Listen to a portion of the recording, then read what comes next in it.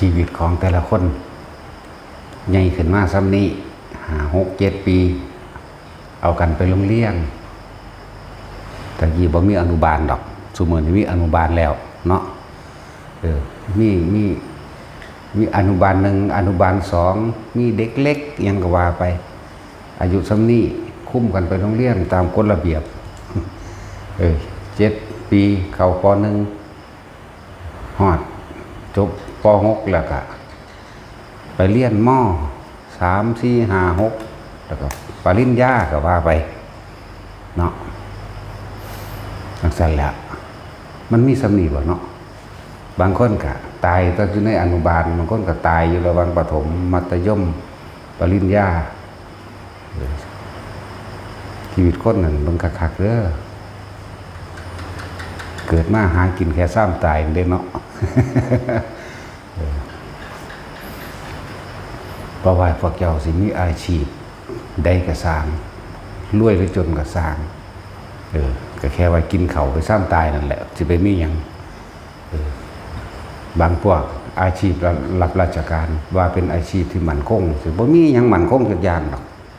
เพราะมันขึ้นอยู่กับการกระทำของตนเองนะบางคนก็ได้เป็นปี2 ปีตายก็มีถูกไล่ออกก็มีเฮ็ดเสียเองก็มีเนาะเลิ่นว่าบ่มั่นคงจักอย่างฉะนั้นพวกเฮาสิมียศถาบรรดาศักดิ์หรือบ่มีก็สร้างสิรับราชการหรือบ่รับราชการก็สร้างถ้าทุกคนมีฝีมือหรือมีความอดทนในการทำการทำงานอันเป็นเกษตรกรปลูกข้าวกินเองเป็นปลูกกล้วยกินเป็นหาหน่อไม้หาหน่อไม้หาเห็ดซึกแหกับพวกผู้ชายหรือหาอยู่ให้กินน้ำให้น้ำหน้าเจ้าของได้เอาละเลี้ยงชีพตัวเองได้นะพวกข้าราชการมันก็มากินเข่าเพื่อเก่าแหละเนาะมันก็มากินเข่ากินน้ำกินของหวานกินผลไม้ก็เพราะสำนั่นแหละก็ยังว่าจะไปเงิดของเศษของเกินของเลยส่วนสิ่งที่จำเป็นในชีวิตของเจ้าของเอง ยศถาบรรดาศักดิ์นั่นคือส่วนเกินเกียรติยศและศักดิ์ศรีนั่นคือส่วนเกินอำนาจนั่นก็คือส่วนเกินความจำเป็นของชีวิตหน้าสิ่งที่สำคัญที่สุดสูงสุดที่พระพุทธเจ้าเพิ่นเว้าไว้ถูกต้องเบิดอาหารนี่อาหารเป็นที่หนึ่งของโลกอาหารเป็นที่หนึ่งของหมู่สัตว์อยู่แล้วที่อยู่อาศัยเครื่องนึ่งห่มยารักษาโรคนี่อาหารถ้าเฮาหาอยู่หากินเป็นเองก็เฮาสิไปเงิดไปงอไปสะออนไผก็อย่าไปคิดเข้ามาตัวเนาะก็อย่าไปเทียบอย่าไปเปรียบกับไผตัวภาษาหากินซ้ำตายนึงพวกมีอาชีพค้าขายเพชรพลอยทองคำก็กินเขาบ่ได้กินทองคำดอกก็กินข้าวกินน้ำนี้ก็เจ็บไข้ได้ป่วยเหมือนกันก็ตายได้เหมือนกัน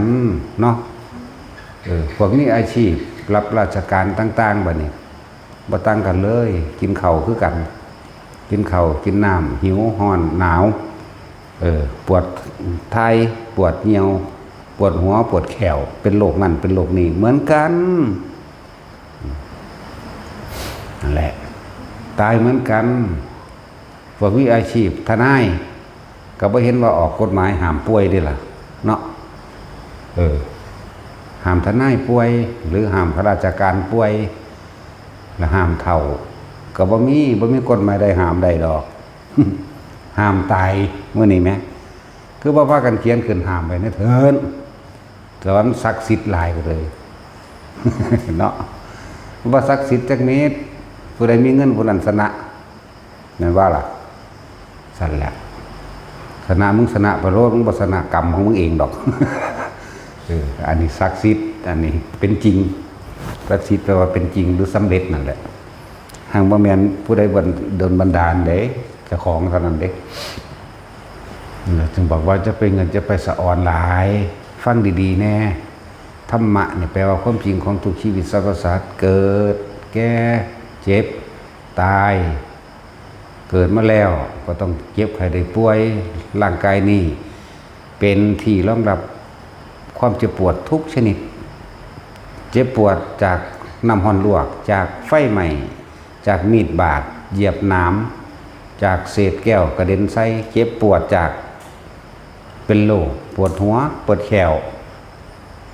มันบ่ได้ต่างกันเลยเด้บ่ได้เลือกเจ้าฟ้ามหากษัตริย์บ่ได้เลือกข้าราชการบ่ได้เลือกเจ้าให้เจ้าหน้าพ่อค้ากรรมกรบ่เลือกเสมอกันเบิดนั่นแหละจะไปหาตะเศษตะเลยอีหยังเข้ามาประดับประดาเจ้าของเราสร้างเวรสร้างกรรมใส่สัญญาอารมณ์ความจำของเจ้าของหลายโลภเกินเหมือนว่าล่ะโลภ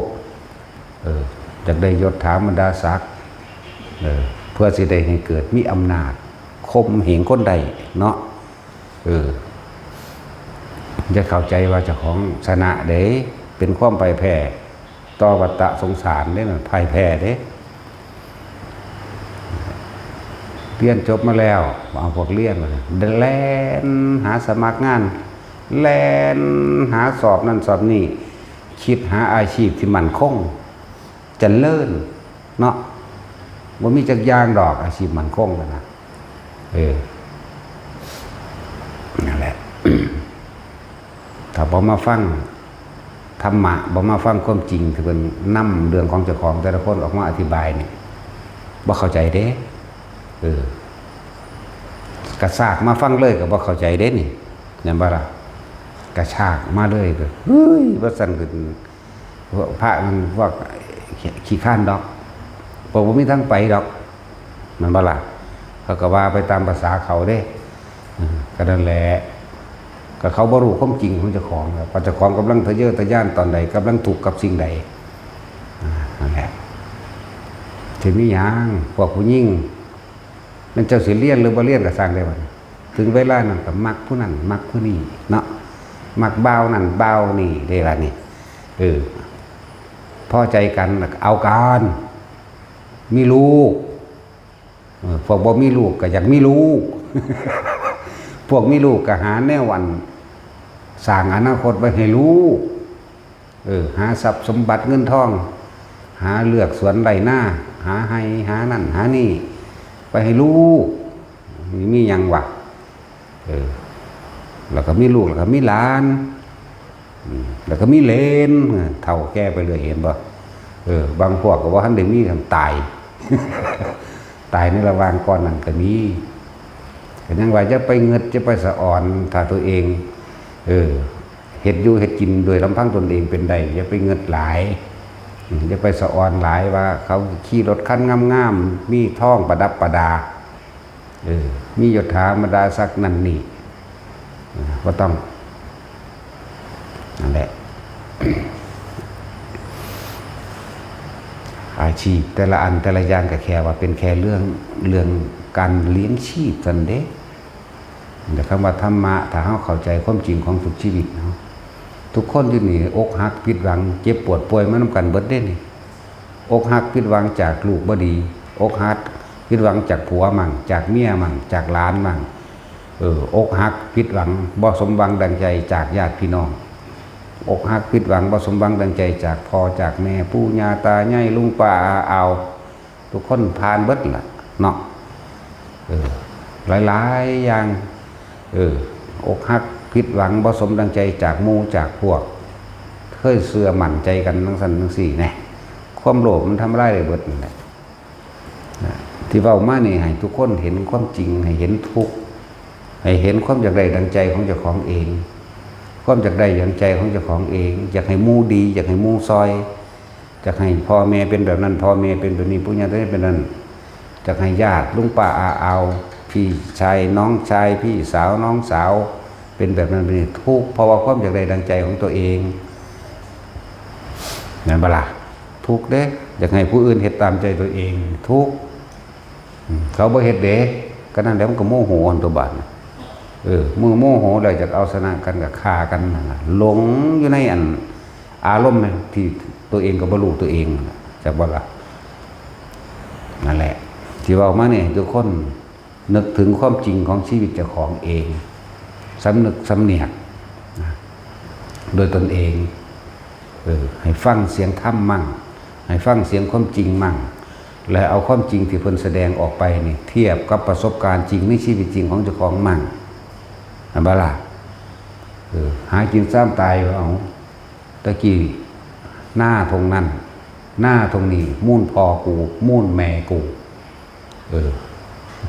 ตั้งแต่ปูเป็นพอเป็นแม่ก็มุ่นพอกูมุ่นแม่กูเนาะถ้าเฮาชีมีชีวิตนะของปูของยาเนาะปูยาไปใส่ล่ะตายไปล่ะบัดนี้ของพอมุ่นทั้งพอมุ่นทั้งแม่บางทีพ่อตายก่อนมั่งแม่ตายก่อนมั่งก็แล้วแต่บัดนี้เหลือกูได้บาดนี้กูถือว่าตายบ่เนาะคิดพอบ่ปุ๊บนั่นซั่นล่ะให้เห็นความจริงความสลดสังเวชในตนเองให้เห็นประสบการณ์ของตนเองในชีวิตจริงในการหาอยู่หากินเลี้ยงผัวเลี้ยงเมียเลี้ยงลูกเลี้ยงซึ่งกันและกันพ่อแม่ลุงป้าอาอาวบางคนพี่น้องก็ออกมาเป็นคนพิการเป็นภาระว่าเด้เนาะเลี้ยงคนพิการทั้งสั้นทั้งสี่มีเบิดบางคนก็บ่ได้พิการมาแต่เกิดบางคนก็มาพิการตอน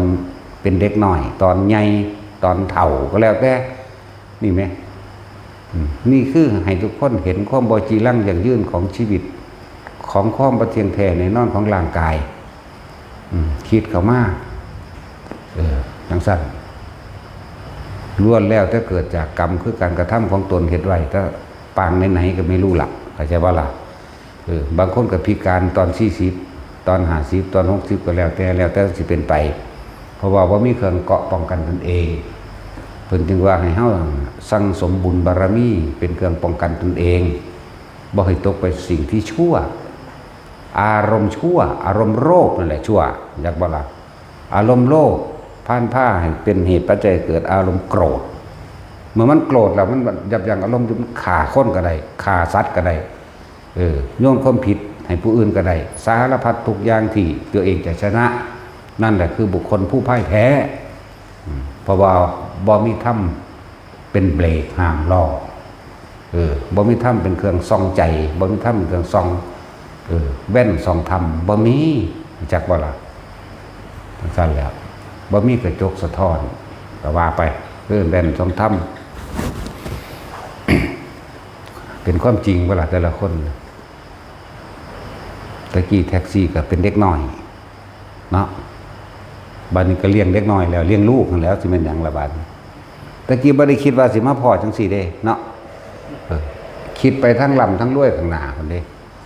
คิดไปทั้งว่าว่างโครงการว่าเฮ็ดจังซั่นเฮ็ดจังซี่แบบนั้นแบบนี้เด้เนาะ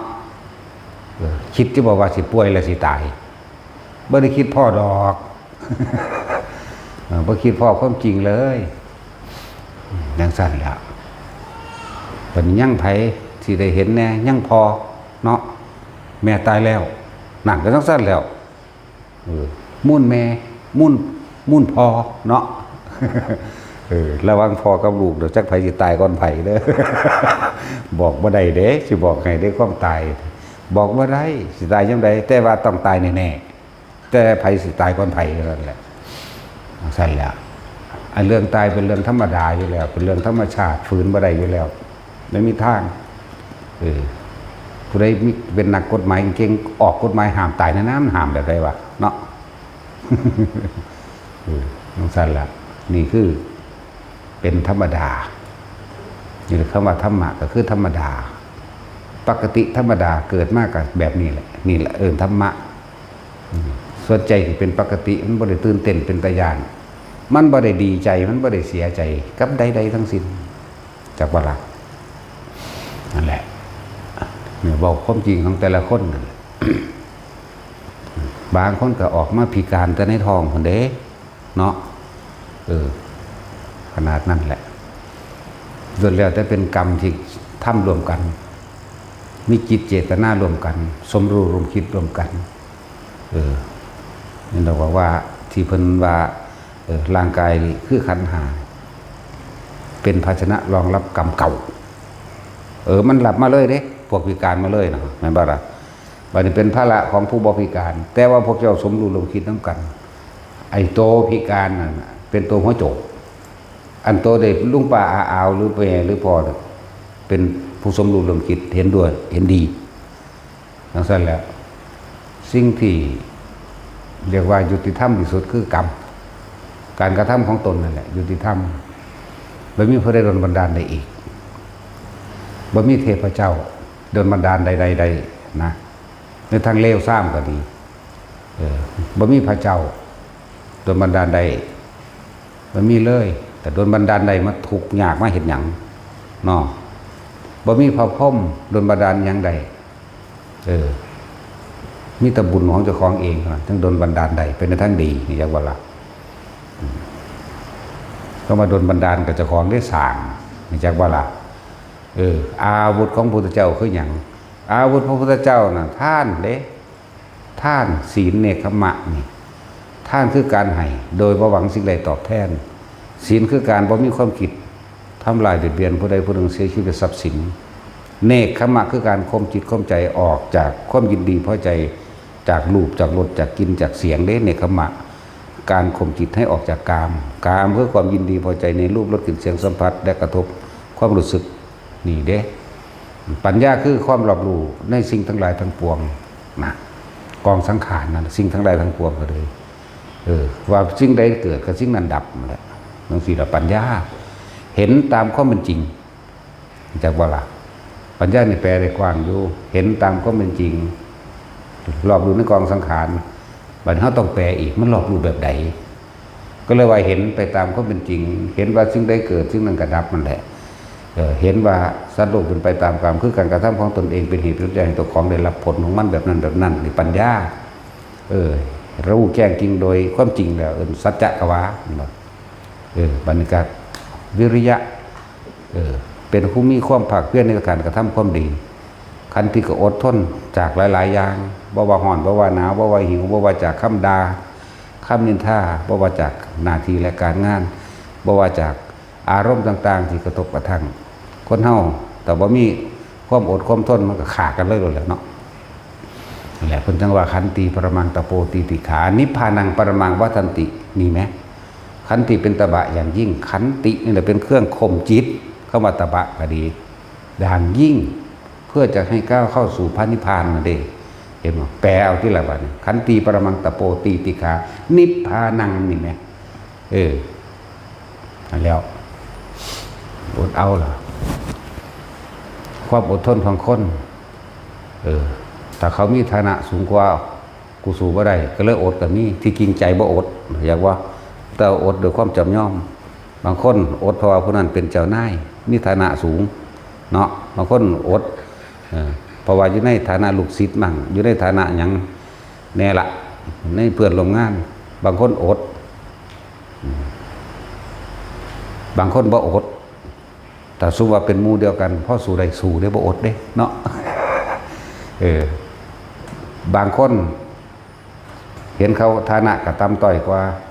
การศึกษากระต่ำต้อยกว่าหรือเป็นผู้น้อยกว่าบ่อดทำลายเลยก็มีเด้เนาะแต่ว่าบุคคลผู้ใดอดทนอดกันจากบุคคลผู้ด้อยกว่านั่นแหละเป็นตบะอย่างยิ่งเข้าใจว่าดิสิไปว่าหยังกับผู้ใหญ่กว่านั้นคือเด็กน้อยทั้งนี้มาดูถูกมาเว้ามาด่าเฮาสิถ้าเฮารอบรู้ในกองสังขารหรือเป็นปัญญารู้เท่าทันความจริงนี่แหละเครื่องทดสอบกูมึงบ่ได้กินกูดอกเข้าใจว่าล่ะมึงด่าเข้าไปมึงได้ปากสีกบุญแน่ถ้ามันทันรอบรู้ในกองสังขารหรือรู้ตามความเป็นจริงมึงสิสักจูงลากกูลงไปให้กูตกต่ำกูหูมึงแล้วโลดนั่นบ่ล่ะจังซั่นตัวนั่นแหละนี่อาวุธพระพุทธเจ้าวิริยะขันติสัจจะรู้ตามความเป็นจริงโรกิยะสัจจะโลกเวียนว่ายตายเกิดเพราะโลภโกรธและกระหลงเป็นแบบนี้ถ้าผู้ใดบ่ออกจากความโลภใดมันก็เวียนอยู่ในนี่เรียกว่าโรกิยะสัจจะถ้าโรกุตระสัจจะยกจิตออกจากความโลภทันตัวบ่อยากแน่ต้องสั่นตัวละนั่นแหละ สัจจะจึงบอกให้แต่ละคนพวกเขาเห็นยังกระสร้างให้ยึดให้ตั้งมั่นในความจริงเด้อสัจจะจากว่าละมันเอาสิเว้า10 ปีแล้วก็เว้าเดี๋ยวนี้อันเดียวกันคำเว้าหน้าคำเว้าหลังคำเว้าหน้าเมื่อ10 ปีที่แล้วกับคำเว้าหลังในปัจจุบันนี่ปีที่10 เหมือนกันแต่จังว่าทุกคนตั้งมันในความจริงมันจะบ่ได้คิดคำใหม่เด้เฮ็ดแนวใดมากก็เว้าแนวนั้นจะไปหลอกลวงตนเองและผู้อื่นตนเองก็คือเอาล่ะนั่นแหละอธิษฐานนะอธิษฐานเรียกว่าตั้งใจมุ่งมั่นสู่จุดหมายที่ปรารถนาอธินี่แปลว่ายิ่งใหญ่อยู่แล้วฐานะคือฐานที่ตั้งแห่งความยิ่งใหญ่จากบ่ล่ะหรือจุดหมายนั่นเองจุดหมายอันสูงสุดยิ่งใหญ่คือเฮาอธิษฐานเฮ็ดหยังนี่ตั้งใจมุ่งมั่นสู่จุดหมายที่ตัวเองปรารถนาเข้าใจบ่นี่เฮาปรารถนาว่ากูต้องนิพพานชาตินี้กูเว้าอีกแล้วกูเห็นคักแล้วทุกข์ก็เห็นแล้วสาเหตุทุกข์ก็เห็นแล้วหนทางดับทุกข์ก็เห็นแล้วเหลือแต่ทุกข์สิดับไปได้แบบใดเท่านั้นแหละนั่นบ่ล่ะทุกข์สมุทัยมรรคนิโรธในเฮาบัดนี้ทุกข์สมุทัยนิโรธมรรคตำราเพิ่นเขียนไว้เนาะคือเพิ่นว่าศีลสมาธิและปัญญาความจริงต้องปัญญาสมาธิจึงมีศีลเนาะเอามีศีลเลยมีอยู่ว่าแต่ละคนเอาเราเบิ่งแน่แต่บ่ได้ยินได้ฟังบ่ฮู้บ่เห็นซะก่อนแม่นบ่ล่ะต้องมีความเข้าใจมันซะก่อนเด้แต่ว่ามีศีลมาแต่เกิดเลยบ่มีดอกขามันก็อันเบิดนั่นแหละเว้นไว้แต่เฉพาะผู้เพิ่นบรรลุมาแล้วเป็นโสดาสกิทาคาบ่ขาพวกนี้สิเป็นมาแต่น้อยแต่เกิดจักบ่ล่ะ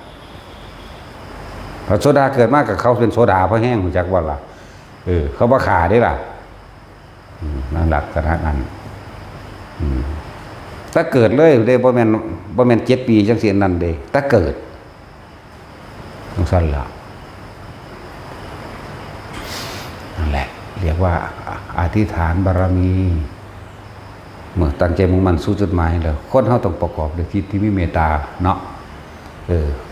คือรอบรู้ในกองสังขารหรือสัจจะหรือปัญญาที่ว่านี่รักตนเสมอผู้อื่นรักผู้อื่นเสมอด้วยตนก็เห็นตามความจริงคนอื่นก็เจ็บปวดเป็นคือเฮาเมื่อเฮาเจ็บปวดคนอื่นก็เจ็บปวดแม่นบ่ล่ะเฮาก็บ่เฮ็ดนั่นตัวบัดนี้ก็เป็นเมตตาเฮาก็บ่ไปทำลายชีวิตไผก็เนาะแบบนี้รักผู้อื่นเสมอตนรักตนเสมอแผ่กระจายออกไปก็จนถึงสุดท้ายแล้วเพื่อหยังก็เพื่อเจโตวิมุตติเพื่อความหลุดพ้นคือเก่านั่นแหละคืออุเบกขานั่นแหละนี่คืออาวุธพุทธเจ้าที่ว่าเพิ่นเรียกอาวุธของเพิ่นเองบ่แม่นเอาดาบบ่แม่นเอาวิศรบ่แม่นเอาจักรบ่แม่นเอาธนูหอกดาบแล้วเหลาแหลมแต่ว่าท่านที่มีมาแล้วเพิ่นระลึกนึกถึงเพิ่นก็เริ่มมาต่อสู้จักว่าล่ะเพิ่นก็เลยระงับดับความคิดของเพิ่นเองแต่ว่ารู้ในสิ่งที่มันเกิดซื่อหมู่ม่านทั้งหลายก็เลยเฮ็ดหยังเพิ่นบ่ได้เพราะไม่หลงกลจักบ่หลงกลหมู่ม่านทั้งหลายแล้วพอคิดต่อสู้ปุ๊บส่งจิตออกนอกแล้วเห็นบ่ล่ะนั่นแหละเราบำเพ็ญบารมีมานี่ให้ทานมาเนี่ยมากมายเป็นอเนกอันนั้นทานของภายนอกอาหารยารักษาโรคเครื่องนุ่งห่มที่อยู่อาศัยตลอดทั้งเครื่องนวดความสะดวกมากมายก็เพื่อสิ่งนี้เข้าใจบ่ล่ะเพื่อพระนิพพานนี่แหละศีลเราบำเพ็ญเพียรมาทั้งหลายแหละบ่ว่าสิอดบ่ว่าสิทนบ่ว่าสิใดๆทั้งสิ้นแม้กระทั่งชีวิตก็ให้แก่ศีลได้นะก็เพื่อสิ่งนี้พระโพธิญาณก็ว่านิพพานก็ว่าใช่บ่ล่ะแต่จะลืมเลยพระโพธิสัตว์ที่จะไม่ปรารถนาพระนิพพานในชาตินั้นๆเลยเป็นอันไม่มีเด้อันนี้เป็นอาจินไตยต้องเว้าไปก็ได้ดอกเพราะสำนันแหละมื้อนี้เบิดหอดบกฟังอยู่เดี๋ยวนี้แหละเนาะ ทั้งเบิดน่ะบ่ต้องเว้าไปดอกเนคขมะเราบำเพ็ญเพียรน่ะเนคขมะเนี่ยบำเพ็ญเพียรมาเพื่อที่จะข่มใจจากสิ่งนี้สิ่งใดสิ่งทดสอบอยู่นี่สิ่งพยามารเฮ็ดอยู่เดียวนี่เข้าใจว่านี่เพื่อจะอบเพื่อจะอดเพื่อจะทนเพื่อจะกั้นจากความยินดีพอใจถ้ามีคนกวนแสดงว่ามันบ่พอใจมันต้องสู้กันแม่นบ่แต่นี่เพิ่นรู้ท่านแล้วอยากว่าก็เลยอดทนจากอารมณ์มันนี่บ่พอใจเด่นพูดมันมีอยู่บ่คนเวลาเฮาเฮ็ดอิหยังเขามาขวางทางเฮาสิบ่เฮาโอ้ยดีมีอยู่บ่มีผู้เดียว ถ้าบ่มีม่านเฉยเลยมันสิทดสอบตัวเองได้บ่เห็นบ่ล่ะเพิ่นบ่ได้ปรารถนาเลยว่าจะไม่มีอุปสรรคมาขัดขวาง ความจริงมันนั่นแหละคนไม่เขียนสละสลวยคือดอกมานไม่มีบารมีไม่เกิดต้องสั้นตัวเขียนมันงามกระถูกต้องแล้วล่ะตามคนเข้าใจง่ายๆนั่นแหละนั่นแหละอาวุธเพิ่นธรรมะปัญญาเขาอย่างเพราะรู้ท่านแล้วรู้ท่านตามความเป็นจริงวัตถุย่างแล้วมึงไม่ได้กินกูดอกเข้าใจว่าล่ะกูบ่หลงกลมึงดอกเข้าใจว่าแต่กูเห็นแบบนี้มึงก็สิสู่กูได้เป็นกูก็สิหลงอารมณ์ไปน้ำมึงแน่ก็เลยนิ่งนั่นแหละเราภาคเพียรพยายามมาทั้งหมดก็เพื่อสิ่งนี้เราอดทนมาทั้งหมดเพื่อสิ่งนี้เรารู้ตามความเป็นจริงหรือพูดความจริงมาก็เพื่อสิ่งนี้นิพพานหรือสัพพัญญุตญาณนั่นแหละก็เพื่อสิ่งนี้อย่างว่านั่นแหละเราตั้งจิตอธิษฐานมาเนี่ยก็เพื่อสิ่งนี้นิพพานก็โพธิญาณนั่นแหละเรามีเมตตาตลอดทั้งตะเกิดไหนๆมาก็เพื่อสิ่งนี้จนถึงเมื่อเบกขานั่นแหละถึงว่าอาจันตุปนโทอิทัฏฐานะศีลานิคัมมะปัญญาวิริยะคันติสัจจะอธิษฐานเมตตาอุเบกขายุทธทายโวคณาถะอาวุธานีติจักวะละติก็ได้ตุก็ได้แต่ว่าติมีอย่างหนึ่งตุเป็นอีกแบบหนึ่งเด้หังบ่บอกหรอกคนจะไปว่าควบนั้นควบนี้เนาะไม่บอกปล่อยให้งง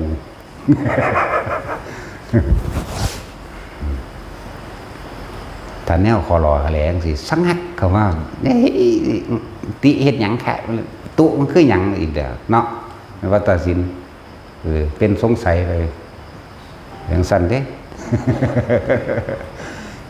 พวกอยากเอาแต่ใจเจ้าของอยากอะไรพวกเสือความคิดเห็นเจ้าของบ่ฟังผู้อื่นเนาะ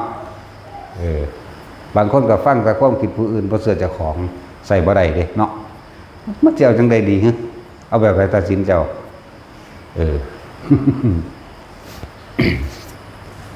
แหละจังว่าคือแท็กซี่มึงมาฟังทำน้ำหลวงพ่ออันนี้ผู้ใดบอกมึงผู้ใดบอกมึงฮะบอกกับของแสดงว่ามึงเอาแต่ใจเสือความเห็นแต่ของเนาะมึงว่าฟังความเห็นผู้อื่นเลย เอาแต่จุ้ยเดี๋ยวมาผู้ใดบอกมาอันนี้ก็บ่มีสมองและปัญญาอีกอย่างเลยเนาะ นี่ก็บ่มีสมองบ่มีปัญญาอย่างเด่นนี่ก็เลยจังซั่นแล้วบ่มีความเป็นตัวของตัวเองติบ่มีความคิดเป็นของเจ้าของบ่เสื้อผู้อื่น ฮะนั่นแหละเสื้อเจ้าของเอาแต่ใจบ่ฟังความเห็นผู้อื่นแต่เสื้อผู้อื่นก็บ่มีสมองเป็นของเจ้าของจักเสื้อจังใดกันดีวะเนาะ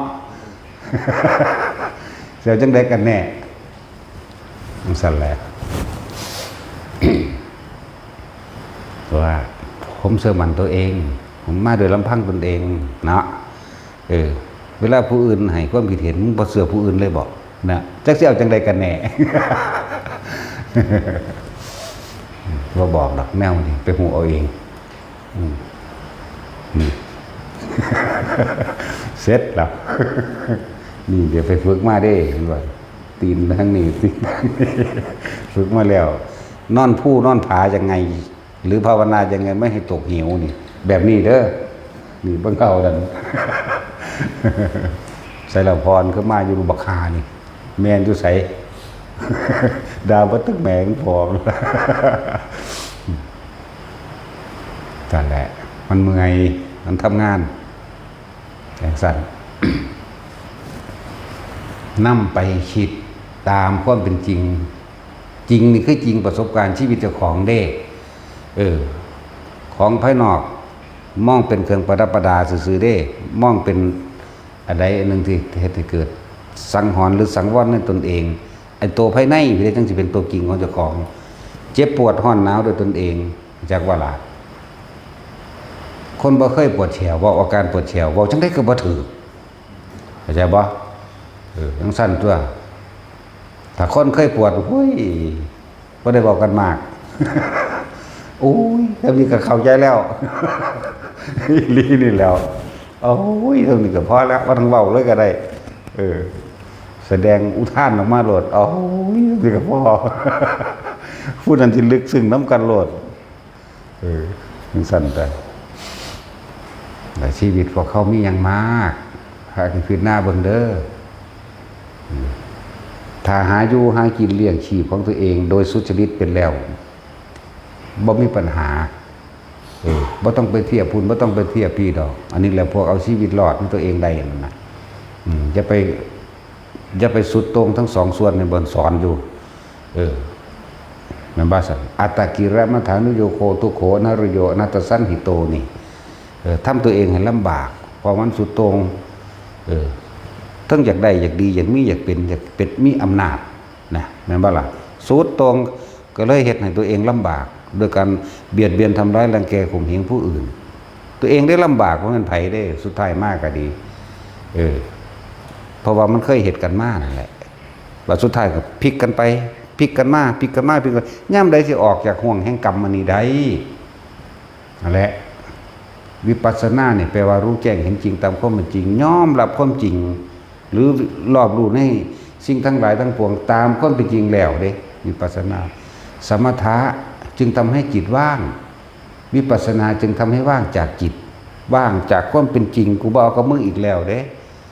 ว่างจากสิ่งที่มีอยู่ว่างจากสิ่งที่เห็นอยู่เราไม่คิดนึกปรุงแต่งให้ได้ให้เป็นหรือได้บัดนี่แล้วจึงหาเครื่องอยู่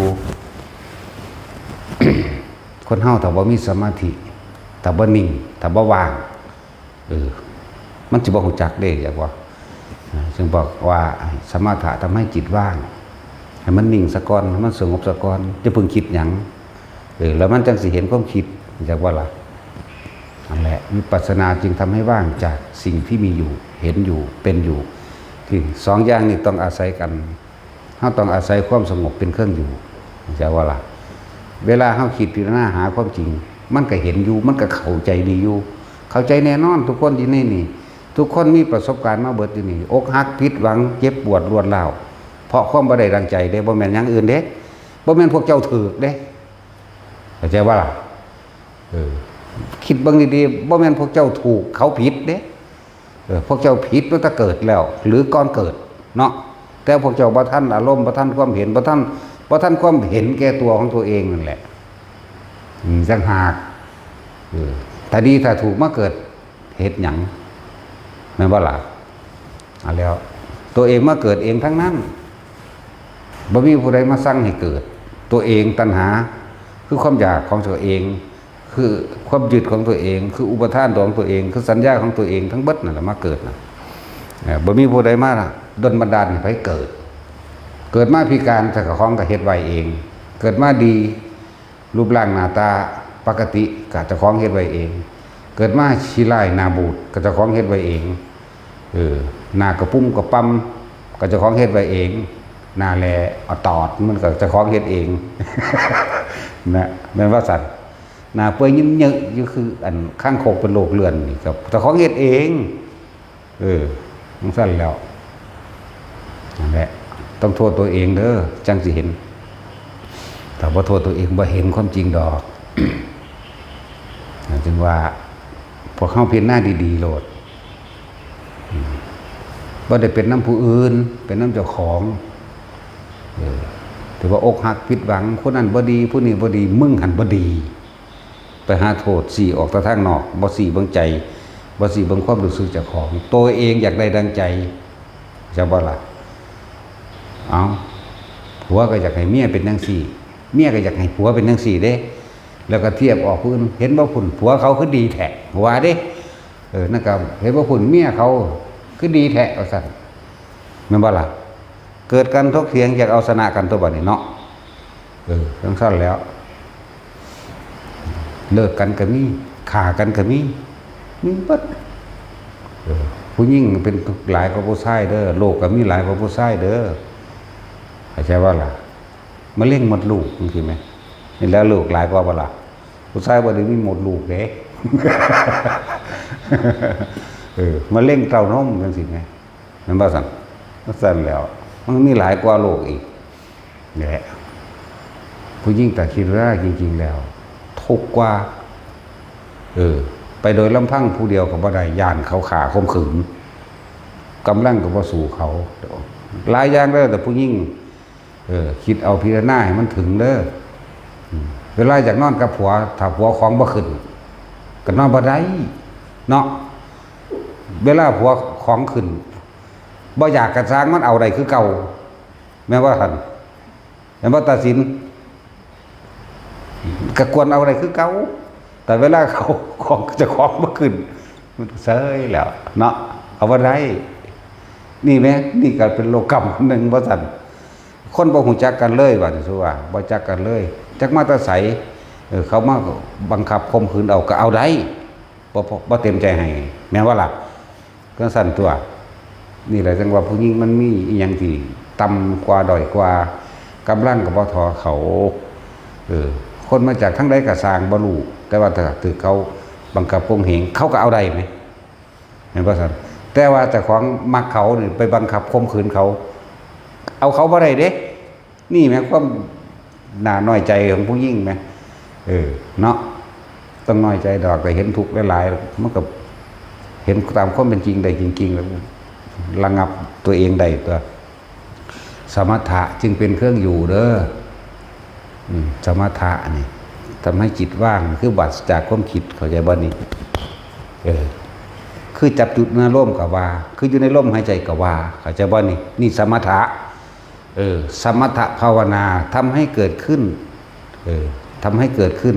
เกิดยังขึ้นเกิดจุดใดจุดหนึ่งให้มันเกิดได้กายนั่นเองวิปัสสนาทำให้ว่างจากจิตจากบาละว่างปราศจากความคิดเห็นใดๆทั้งสิ้นว่างจากความเป็นจริงว่างจากหลายๆอย่างต่อไปกูบ่อยากได้แล้วกูบ่อยากเป็นแล้วมันก็จบแล้วเด้ทุกคนเข้าใจดีวัดอยู่เดียวนี่เกิดแก่เจ็บตายเข้าใจป่วยเข้าใจพัดพรากจากสิ่งที่รักเข้าใจนี่คือวิปัสสนารู้แจ้งตามความเป็นจริงทุกคนเกิดมาความเกิดมาแล้วแก่เจ็บป่วยนั่นใดทุกคนมีประสบการณ์วัดละป่วยปวดแขวป่วยปวดหัวเป็นไข้หวัดน้อยหวัดใหญ่เนาะก็มันเข้าใจเบิดแล้วแหละคือมันยอมรับบัดนี้ถ้ามันยอมรับแล้วนี่ก็ต้องหาเครื่องอยู่กับสมถะตัวนี้แหละอยู่กับความรู้สึกอันนี้อยู่กับในกายอันนี้แล้วมันจึงให้พวกเขาตั้งเอาไว้กายเวทนาจิตเวทนากายนี่อยู่ในกายลมหายใจคือกายในกายหนึ่งก็ว่าเวทนาก็คือเอาความรู้สึกนี่เป็นเวทนาในเวทนาแห่งกายอันหนึ่งแต่ว่านี่จิตได้จิตคือสติกำกับจิตอย่าให้หนีออกจากกายนั่นเองนี่แหละสมถะทำให้จิตว่างมันก็บอกกับกายเป็นคนที่บ่ค่อยคิดมากกันตัวบาดนี้ว่าสั่นนะบาดนี้เพราะว่ามันรู้แจ้งเห็นจริงตามความจริงแล้วมันเลยว่างจากจิตว่างจากความคิดบ่คิดจากได้บ่คิดจากเป็นบ่ยืนยันบ่ตัดสินแต่ว่าล่ะ พอเข้าใจแล้วบ่อันพวกเสื้อตัวเองกับทิฏฐิหลายเนาะพวกฟังผู้อื่นก็บ่มีปัญญาสมองเจ้าของเองมันเอาจังใดกันแน่นี่ โสปริญญาของได้พวกนี้เนาะแท็กซี่สู่กูก็บ่ได้กูบ่จบหยัง ทั้งสั้นละนั่นแหละจะไปสะอื่นสะอ่อนโอ้ยเขารวยเขามีรถเขามียศถาบรรดาศักดิ์ทุกข์ก็เฮาอีกจากบ่หลับทุกข์กว่าเด้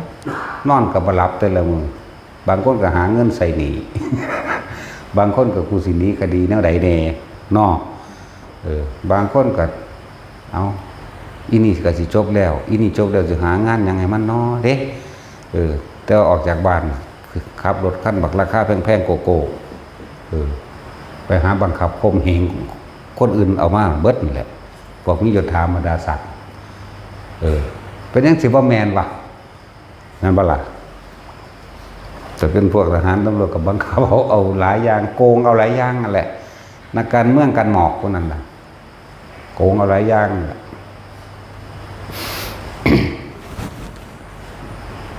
นักกฎหมายอยากรอดยากคือเนาะ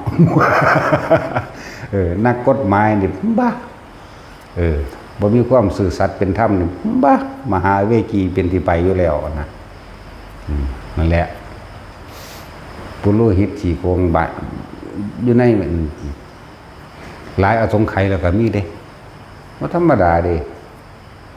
พวกนักการเมืองพวกเสนาอำมาตย์ทั้งหลายพวกนี้อยู่ทั้งใต้นั่นแหละฉันว่าพอเข้าแต่พ่อคิดได้ก็คิดไปเฮ็ดไปจันทกุมารกับเพิ่นก็เป็นนักกฎหมายแต่ว่าเพิ่นซื่อสัตย์เนี่ยบ่ได้เห็นแก่เงินแต่ทองบ่ได้เห็นแก่หน้าแก่ตากระไผนี่จันทกุมารนะส่วนโปโรหิตครับตั้งแต่ตายก็ยังตายถึงตีนเขาเนาะถึงตีนตายแล้วก็ยังลงนรกคนเดียวละนั่นแหละนั่นแหละเฮามองเห็นความจริงซะความจริงทุกสิ่งทุกอย่างความจริงอย่างมันก็หากินสร้างตายคือเพิ่นว่าเนาะก็คิดไปตัวผู้นั้นผู้นี้ตายไปแล้วก็เอานั้นเอานี่ไปบ่ได้ไหมแม่นบ่ซั่นแต่ฟ้ามหากษัตริย์ในประเทศใดก็สร้างองค์นั้นก็ตายองค์นี้ก็ตายเนาะเขาเจ้าคือตายซั่นก็ธรรมชาติมันเป็นความจริงแบบนี้คำว่าธรรมชาติหรือธรรมะอันนี้เป็นของทุกๆคนที่สามารถระลึกนึกถึงและเข้าถึงได้เบิดทั้งเบิดบ่ได้เกี่ยวกับศาสนาใดพร้อมแม่นบ่ล่ะจังซั่นตัว สัตว์มันก็สามารถทำดีแล้วไปสวรรค์ได้คิดดีแล้วไปสวรรค์ได้แม่นบ่ล่ะซั่นแล้วมันมีศาสนาอยู่บ่มีแต่ว่าเป็นการกระทำที่ตามความเป็นจริงของมันเองสัตว์เดรัจฉานก็ไปสวรรค์ได้มาอยู่นี่เฮาส่งไปหลายแล้วเด้ล่ะแต่บอกตามตำราก็สิอึดอยากหยังถ้าว่าตามตำราค้างข่าวฟังธรรมพระสงฆ์เพิ่นทำวัดยามมื้อแลงตามเพิ่นสิทำอยู่วาง 4-5 โมงนี่แหละเพิ่นก็ฟังทำแล้วปล่อยขาลงไปเสือกตายซั่นนะไปสวรรค์เฉยมั้ยข้างข้าว500มั้ยจังซั่นแล้วกบเม่นทากบเทวดากบพระองค์นั้นก็ฟังก็ทำวัดให้มันแรงพอดีคนเลี้ยงงัวก็สิไล่งัวกลับบ้านจังซั่นนั่นแล้วมันเสียดายโอกาสการฟังเทศน์เพิ่นเด้ซั่นก็หลับตาไว้แล้วมึงไปเห็นกูดอกหมูกูปุ๊บเลยคนเลี้ยงงัวก็ฟาดปัวตายซ้ำพุ่นแวบวาบเดียวเด้มันสิรู้สึกว่าเสียววับเดียวบ่ได้เก็บได้ปวดแต่ว่ารู้สึกว่าวาบเดียวว่าซั่นขึ้นไปอยู่ดาวดึงเฉยมั้ยซั่นแล้วนี่แม้ความจริงมันเป็นแบบนี้แม้มันบ่ได้เกี่ยวกับชนชาติศาสนาใดๆได้ทำมันนี่ทุกอย่างเกิดจากจิตเด้อจักบ่ล่ะความคิดนี่แหละต้องไปแปลยังมันมากมายดอกทุกอย่างเกิดจากความคิดถ้าบ่คิดมันก็บ่เกิดนั่นแหละถ้ามันคิดไปทางดีมันก็ไปเกิดทางดีเนาะคือฟังธรรมนี่แหละคือฟังคำสอนพระพุทธเจ้าอันนี้ธรรมะอันนี้มันแปลแล้วบ่จำเป็นต้องไปเว้าบาลีอีหยังมากดอกนั่นเป็นภาษาต่างประเทศแม่นบ่ล่ะหรือสิเว้าเอวเมสุตังอยู่พอซำนี้บ่เอาฟังเอาบ่ได้สิฟังได้กันเด้เนาะจังซั่นตัว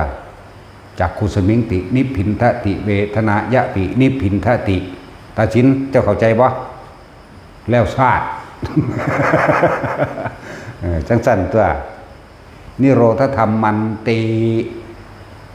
เข้าใจบ่บาดนี่มันยังบุก อินิก็บักโลดบัก มันเฮ็ดมั่นติมันปลูกมั่นติเนาะจะไปทางนั้นตัวอะไรนี่ก็ธรรมะคักแล้วแปลแล้ว ความจริงของทุกชีวิตสรรพสัตว์บ่ได้เกี่ยวกับส้นศาสนาแม้กระทั่งสัตว์เดรัจฉานมีความเกิดมีความแก่เก็บไข้ได้ป่วยเป็นธรรมดาทั้งเหมือนกันเบิดหิวร้อนหนาวเหมือนกันเบิดตายเหมือนกันเบิดนี่คือธรรมะอย่างนั้นนี่คือความจริงนั่นแหละจะไปว่าได้สัตว์เดรัจฉานเอาบัดนี้หลายคนว่าธรรมะคือหยังคือความจริงในเฮาเองนั่นแหละฝรั่งเอามือจุ่มสุราเอามือจุ่มน้ำร้อนบ่ก็นั่นแหละธรรมะก็เลยคนไทยเอามือจุ่มเอาหมาเอามือจุ่มร้อนบ่ร้อนคือกัน อันนี้เนี่ยคือความจริงโดยธรรมชาติมันเป็นของมันแบบนี้นี่แหมทั้งสั้นแล้ววันนี้ฝรั่งคิดดีไปสวรรค์ได้เหมือนกันทำสมาธิได้เหมือนกัน ไปพรหมโลกได้เหมือนกันว่างจิตไปนิพพานได้เหมือนกันแน่แต่ว่าเดรัจฉานว่างบ่เป็นบ่ได้อันนี้แต่ว่าคนได้นั่นแหละเอกนาโถโลกนี้เป็นของหาได้สิตกสิต่ำสิสูงหรือสิดับไปเลยโดยนิพพานไปเลยก็หาได้ในโลกนี้โลกนี้จึงเป็นเอกนาโถภพของมนุษย์นี่เป็นภพกลางๆไปนรกก็ได้วิชาไปนรกด่าพ่อตีแม่เด้อร่างแก่ข่มเหงคนฆ่าสัตว์ทรมานสัตว์นี่วิชาไปนรกเนาะโลภโมโหศูนย์คนนั้นศูนย์คนนี้ร่างแก่คนนั้นคนนี้นี่แหละวิชานี่แหละวิธีไปนรกบ่สอนก็ได้เพราะว่ามันเป็นอยู่แล้วมันชินอยู่แล้ววิชาไปสวรรค์เนี่ยให้ทานโดยไม่หวังผลตอบแทนในทานเนี่ยโหยมันยากขึ้นยังไงเด้ขนาดว่าจะของอยู่ในศาสนาพุทธเนาะเดี๋ยวท่านยังเข้าไปสาธุเด้อผู้ขาโหลดจังแม่นอีหยังให้ร่ำให้รวยโหลดมึงสิช่วยก็เก่ามึงบ่รู้อีกเนาะ เฮ็ดบุญแลกของเนี่ยก็ยังบ่เป็นท่านด้วยล่ะน่ะซั่นแล้วท่านได้แม่นท่านเด้อท่านถึงนิพพานเพิ่นก็สอนไว้อยู่ว่าซั่นบ่หวังผลในท่านบ่มีจุดในผลท่านคือบ่ต้องคิดหยังเลยกูให้ซื่อๆนี่บ่มีฮอดคำเว้าความจริงคือบ่มีคำเว้าความจริงคือบ่มีคำคิด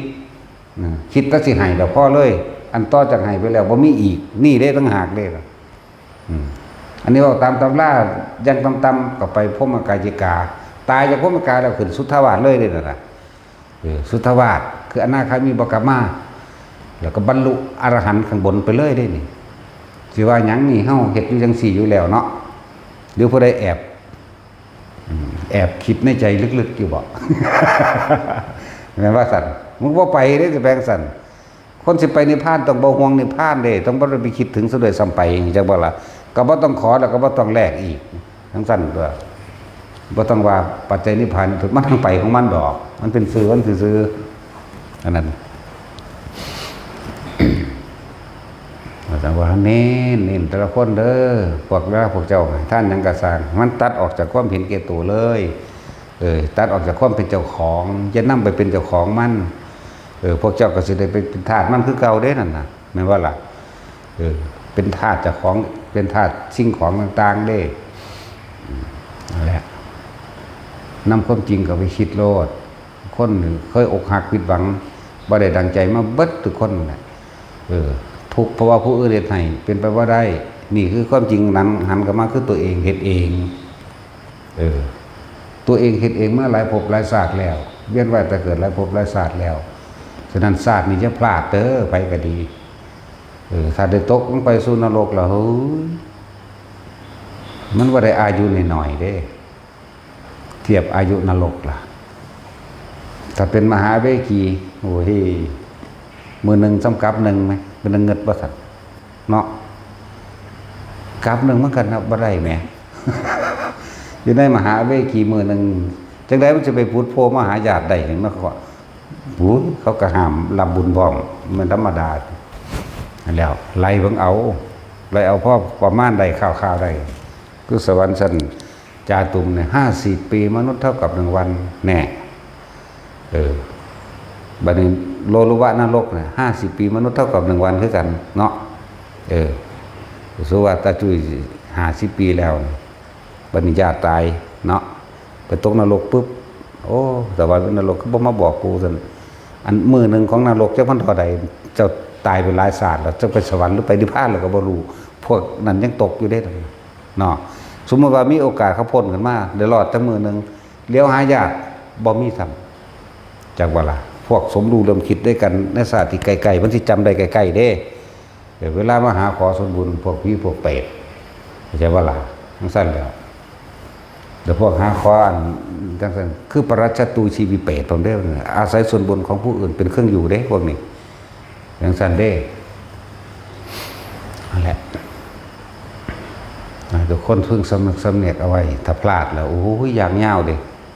ในสุญญากาศนี่บ่ฮู้เด้ว่ามันสิยาวขนาดใดอาจจะเป็นอสงไขยก็ได้จากวันนี้คำว่าสุญญากาศกับที่บ่มีพระพุทธเจ้าเกิด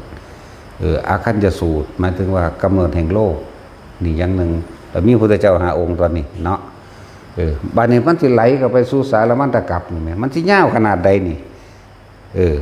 ยังได้สิไปพอพวกตกนรกก็ตกไปเลยพวกเปรตก็เปรตไปเลยเด้อพวกสุรกายก็อยู่จังซั่นเด้นี่เรียกว่าเป็นกำไรของ ในระหว่างที่ตะของอยู่ในนรกนี่เป็นเปรตอยู่นี่ก็เป็นกำไรของนรก เป็นกำไรของพวกนี้เด้แต่พวกสวรรค์ก็เป็นกำไรสวรรค์เด้บัดนี้จักบ่ล่ะแม้นว่านี่มีอายุ100 ปีสวรรค์หรือ100 ปีในระหว่างนี่เป็นกำไรมันเลยเด้บางพวกขยับขึ้นเด้จังซั่นแหละอย่าพลาดเด้อไผก็ดีเฮ็ดโลดเห็นน้ำมันง่ายลมหายใจนั่นแหละส่วนคำว่าปัญญารอบรู้ในกองสังขารหรือรู้แจ้งจริงๆตามความจริงในสิ่งทั้งใดทั้งปวงมีเครื่องเกิดขึ้นธรรมดาก็แตกดับเป็นธรรมดานี่แปลให้คักปานนี้ล่ะเนาะแปลให้คักปานนี้แล้ววิธีมันรู้แล้วกูฮู้แล้วบริกรหาเครื่องอยู่